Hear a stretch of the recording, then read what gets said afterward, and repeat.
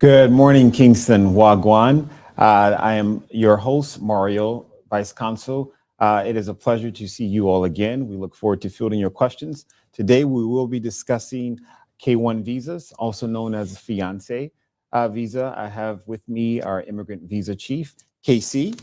I'm going to let KC introduce himself. Good morning. Unfortunately, many of you have seen me before, but I always enjoy coming on Facebook Live to talk about immigrant visas. We love doing immigrant visas. Absolutely. Thanks, KC. And prior to our deep dive into K-1 visas, I do have an important notice to share with you with regards to J Summer Work and Travel and J Camp Counselor applicants. Please be advised that the embassy has created a dedicated appointment group for all J Summer Work and Travel and J Camp Counselor applicants.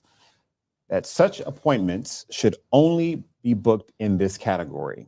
If such an applicant books an appointment in other categories, either in error or by misrepresentation, their appointment will be canceled and the appointment fee lost. There will be no exceptions to this policy. J Summer Work and Travel and J Camp Counselor applicants are further advised that the Embassy Kingston will cease processing these visa categories as of June 10th, 2022. While the embassy is proud to have provided a record number of J Summer Work, Travel, and J Camp Counselor appointments this year to date, fairness to other priority visa categories requires us to provide appointment capacity for other equally compelling travel purposes. Again, please do not request any J Summer Work and Travel and J Camp Counselor appointments via the emergency appointment function, as none will be provided for this purpose and your fee will be lost. Okay, we're going to, if you have questions with regards to this policy, please email us at kingstonniv@state.gov. Again, that's kingstonniv@state.gov. KC, as we mentioned at the start of this interview, K-1 visas, how exciting a time it is when someone is proposed to and engaged. There's an engagement, an upcoming wedding. On top of, they say love is blinding. On top of planning for a wedding, now you have to undergo an immigration process. Would you speak to your experience of the K-1 visa appointment? Well, as I said in the beginning, we love to do visas. We love to do immigrant visas, and we enjoy Ks. We do Ks on Tuesday afternoons. But again, basically the process starts with the petitioner, an American citizen, filing a petition with USCIS. That's www.uscis.gov. If you want more information on any of these processes, go to travel.state.gov. There's a lot of information there on immigrant visas, non-immigrant visas, whatever you need. But anyhow, the American citizen petitioner files a petition, and once USCIS completes their processing, they transmit the case to the National Visa Center. Then when they complete their processing, they send the case to us for interview. Now, with most immigrant visa categories, the National Visa Center does the scheduling for you. But for Ks, you have to do the scheduling. If you have questions about that, go to our webpage and/or the travel.state.gov, get more information about how to schedule. But you schedule yourself for these appointments. And again, we do them every Tuesday afternoon, and we always offer a lot of capacity. We offer more capacity than we know there's demand because we want to make sure that everybody who wants an appointment can get an appointment. So there's capacity out there right now, I think all the way out through July. So there's plenty of capacity for you. Thank you for explaining that, KC. KC, I'm curious about, you said only U.S. citizens can petition for the foreign national who they would like to marry. Can you speak to if someone is an LPR and they would like to marry, what would the process be like? So LPRs, lawful permanent residents, also known as green card holders, can petition for spouses and children. So if you are an LPR based in the United States, living in the United States, you can petition for your spouse or children living here in Jamaica. And the process runs basically along similar lines through USIS and then the National Visa Center and then to us, but you don't schedule those appointments. Yes, LPRs can schedule, or I'm sorry, can petition for spouses and children. There's a slight difference with US citizens. US citizens can petition for spouses, children, parents, and siblings.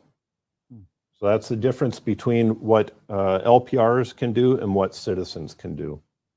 Thank you, Casey. Casey, I recall when I was active Navy, a number of sailors would port and they would meet an individual overseas and fall in love. And then they would go back to their command and they would see how they could marry this individual. Could you speak to some of the fraudulent behaviors to the K-1 visa? Well, we see a fair bit of that. Mostly it's, I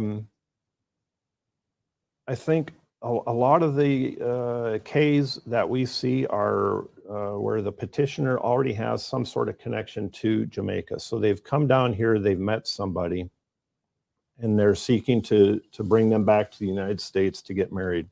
So what we are looking for is this a real relationship? Or are you doing this for immigration purposes? And we none of us want that. So when you're coming in for the interview, you want to do everything you can to demonstrate to us that this is a valid relationship. So when was the last time you saw each other? Ideally, it's going to have been fairly recently. The petitioner can come to the interview with you too. That helps a lot.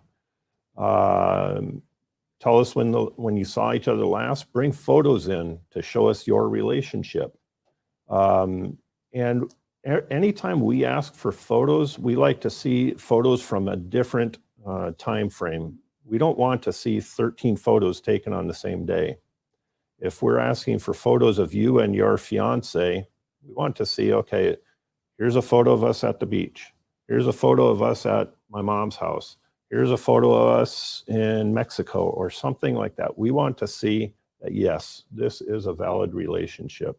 So,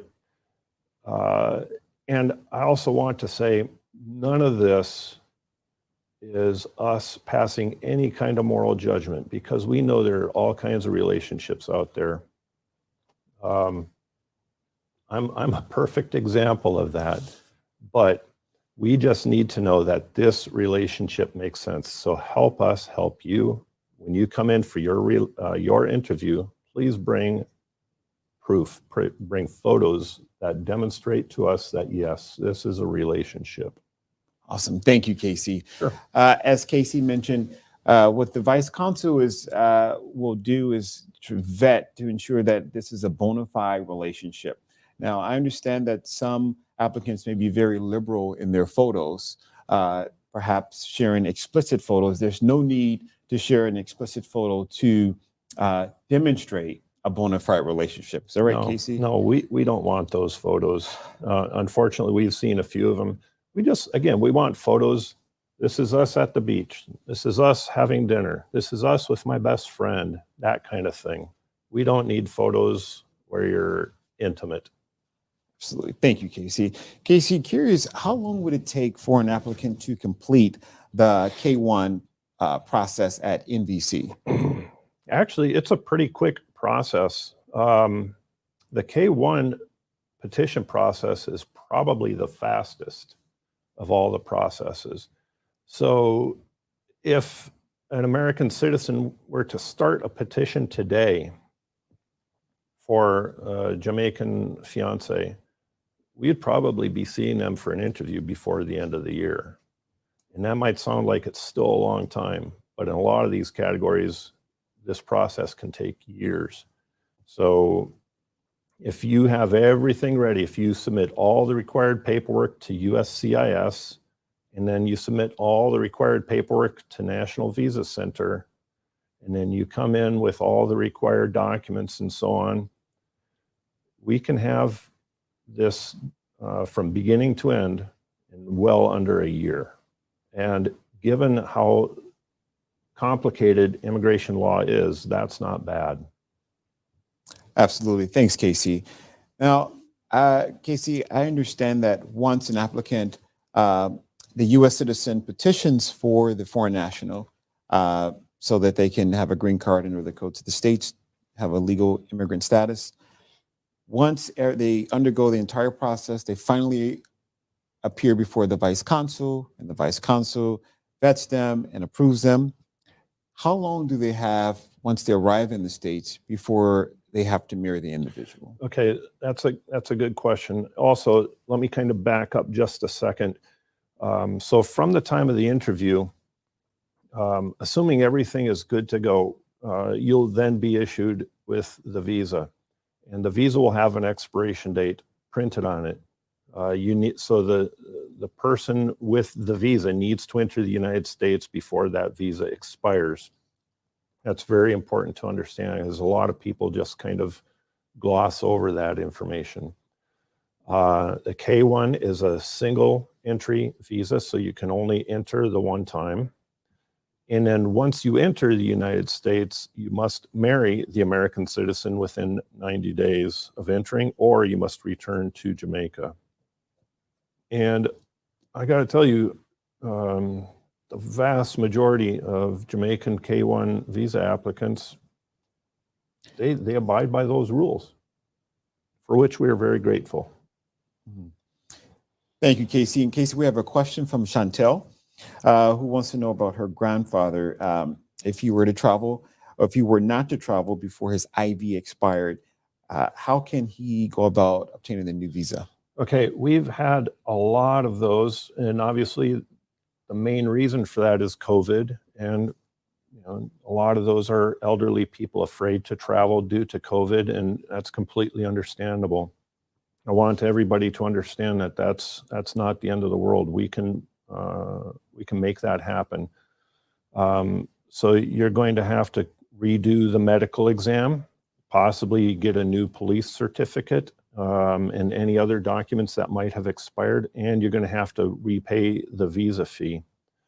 So contact us at kingston.iv@state.gov, and we can work with you to make that happen. On a related note, going back to the K1s, we know that a lot of people are worried about their petitions expiring. I want everybody to understand that you don't have to worry about your K1 petition expiring. If you are still interested in marrying this person, we can, the officer can extend the validity of that petition. So don't worry about that. Thank you, Casey. And you said if you're still interested in marrying that individual, what if life happened? They are no longer together when that individual arrived in the States. Do they have to return to Jamaica, or can they stay and look for other relationship? No, unfortunately, the immigration law does not permit that. That's a great question. No, immigration law does not permit that. So your visa is tied to that petitioner. That petitioner's name is printed on your visa. So you must enter the United States, you must marry that petitioner within 90 days, or you must return to Jamaica. Those are your options. Thanks, Casey. And Chantel, thank you again for your question. I understand you've reached out to us multiple times. Just to clarify, our email address is kingston.iv@state.gov. We have another question from Georgia, who hasn't received her green card. She wants to please contact USCIS, as the Embassy Kingston does not issue green cards. Right. So yeah, I think there are some misunderstandings about what a green card is and the difference between a green card and an immigrant visa. The immigrant visa is one part of the process. Once you get to the United States, our colleagues at the border are going to take your application, either a physical package or an electronic package, and they're going to send that off to get your green card. And USCIS control that part of the process. They will send the green card to whichever address you've provided to them. Thank you, Casey. Again, thank you for your question, Georgia. We have another question from Desma. Desma had an interview for February 2022 and has submitted all the requested documents. How can she learn of her current status? Okay, SEAC. I believe the address is www.ciac.gov. My colleagues can correct me if I'm wrong on Facebook, but check there to find out what is the status. Now, if you haven't yet received an approved visa, we're probably missing something. It could be that we're missing financial documents, and we've requested financial documents, so make sure that you check your SEAC to see if we're requesting additional financial documents. It might be that you are missing, that we have not yet received the results of your medical exam. Andrews Memorial Hospital does a great job of this process, and they get us the results as soon as they can, but they can only work as fast as you work. So if you haven't completed all your required vaccines, for example, they won't issue the medical exam results to us. So you need to have completed all vaccine requirements here in Jamaica. You can't start the COVID vaccine here in Jamaica and then finish it in the United States. You must do it all here. And then the panel physicians will complete the medical exam results and send them to us. Thank you, Casey. Casey, I think this speaks to the point of your behavior, your visa behavior has an impact on the future. By that, I mean, if you abuse a visa, a previously issued visa, B1, B2, a J visa, and you have to go before the vice consul, what impact could that have on your K1 visa application? So there are so many things that we look at during the interview and in preparation for the interview. So yes, we're going to look at what you did or didn't do on previous visas. We have to find out if you have any ineligibilities. Did you misrepresent something to us when you were applying for a visa or an immigration benefit? Did you overstay on a previous visit to the United States? Were you arrested and convicted of something? All of these things could impact, and more, all these things could impact our ability to issue you a visa. So, but the one thing that I want to emphasize with this is, please be honest. Don't try to mislead us in any way, shape, or form. We have access to a lot of information, and the law requires that if we find that you've misrepresented something to us, that you're going to earn an ineligibility for that. And you don't want that. We don't want that. So be honest with us. If you've ever been arrested anywhere in the world, you need to bring in court documents to us for your interview. Just be honest. Thank you. Thank you, Casey. Honesty is the best policy, as we've always heard. We do have a question from Yasina. Yasina wants to know if she can submit a W-2 instead of a tax return. Okay. Actually, a W-2 is a really good document, but we need the W-2 and the 1040, or we need an IRS tax transcript. And the petitioner in the US knows what these things are. So for financial documents, we need 1040 and W-2 or IRS transcript. Thanks, Casey. As a reminder for visa categories, please check the visa bulletin at www.travel.state.gov. Also, remember, if you have other questions with regards to your personal case, email us at kingstoniv@state.gov. And Casey, we're going to wrap it up. Would you speak to a typical process for filing to interview scheduling, from filing to the interview scheduling with USIS and NBC? Okay. Again, the petitioner starts the process with an I-130 or an I-129. I-129 is for fiancés. I-130 is for virtually everyone else. File that to USIS. You pay some fees, submit some documents. They process it. They send it over to the National Visa Center. They're going to ask you for more documents, and they're going to charge you another fee. They make sure everything is okay, then they send it to us. And this entire process will take a couple of months, assuming everything is current. And Mario mentioned check the visa bulletin to see if your category is current. That's very important. And then once we have capacity for the interview, the MVC will transmit those cases to us and schedule the interview, and then you'll be called in for the interview.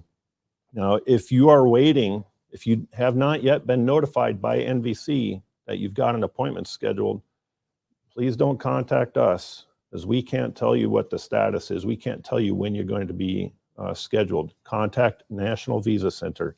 Any expedite requests, please send them directly to the National Visa Center. We will not respond to expedite requests submitted locally. Thank you, Casey. Sure. We're also getting some chatter with regards to earlier NIV appointments, non-immigrant visa appointments. Please keep your current date. However, you are encouraged to continue to check the website for other interview schedules. I would also like to repeat an important notice for all the J Summer Work and J Camp Counselor applicants. Please be advised that the embassy has created a dedicated appointment group for all J Work Travel and J Camp Counselor applicants. Such applicants should only book in this category. If such an applicant books in an appointment other than the required category, either in error or by misrepresentation, their appointment will be canceled and the appointment fee lost. There will be no exceptions to this policy. J Summer Work and Travel and J Camp Counselor applicants are further advised that Embassy Kingston will cease processing these visa categories as of June 10th, 2022. While the embassy is proud to have provided a record number of J1 Summer Work and Travel and J Camp Counselor appointments this year to date, fairness to other priority visa categories requires us to provide appointment capacity for other equally compelling travel purposes. Again, please do not request any J Summer Work and J Camp Counselor appointments via the emergency appointment function, as none will be provided for this purpose. Casey, I have some bit of a sad news here. We will be going on a hiatus, summer hiatus. We will be in touch. However, you can always email us at Kingston NIV at state.gov, Kingston IV at state.gov, or Kingston ACS at state.gov. We will still be fielding your questions, but we just want to wrap up this session. Casey, do you have any closing remarks? One final thing, correspondence, that's a huge thing. We are dealing with your correspondence. Please be patient with us. But on the flip side of that, check your junk and spam folders. You might have received an email from us or from the NVC. We get a lot of those emails and phone calls. I didn't know about the appointment until afterwards, and I looked in my junk folder and there it was. Please check your junk and spam folders and make sure that we are one of your favorite addresses or whatever. And I'm going to miss you until October. Thank you, Casey. All right, guys, it's been a pleasure. Again, email us at the addresses listed on the screen. And this, you have been with our guest, IV Chief Casey, and your host, Mario. Take care.